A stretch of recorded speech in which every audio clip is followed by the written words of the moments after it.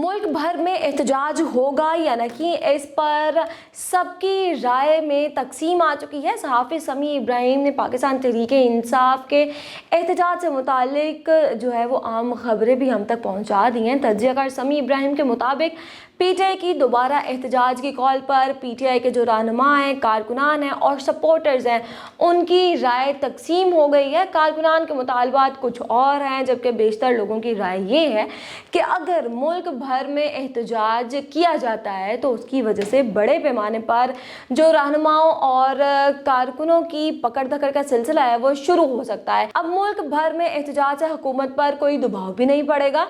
कारकुनान और supporters D चौक में एहतजाज करें तो ही हुकूमत दबाव में आएगी।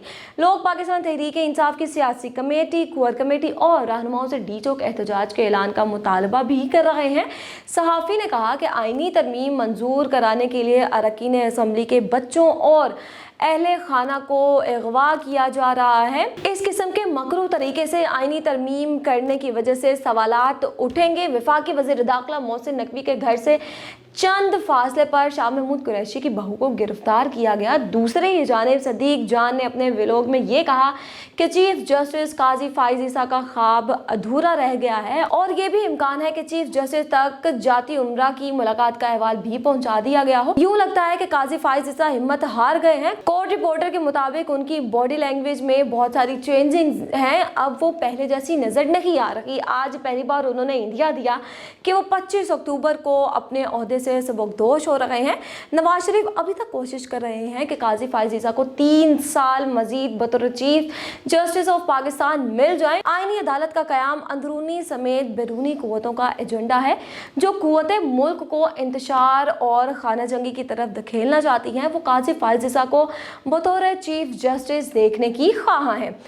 पाकिस्तान बार कौंसिल के मेंबरान आबिद ज़ुबैरी, शफकत महमूद, इश्तियाक ए खान और मुनीर अहमद काकड़ ने मुजव्वज़ा आईनी तरमीम से मुतालिक दरख्वास्तें वापस ले ली हैं। उन्होंने दरख्वास्त में मौक़िफ़ इख्तियार किया था कि आईनी तरमीम मुल्क पर बराह रास्त एक हमला है। आईनी तरमीम अदलिया की आज़ादी के लिए भी बहुत ही ज़्यादा ख़तरनाक साबित हो सकती है।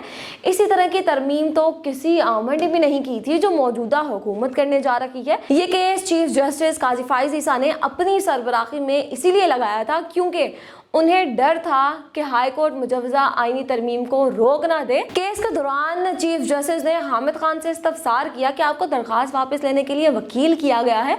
हामिद खान ने जवाब दिया, जी हाँ ऐसा ही है। चीफ जस्टिस ने हामिद खान से मुकालमा किया कि आपका एक और केस भी है जो मैंने अपने दौर में नहीं लगाया।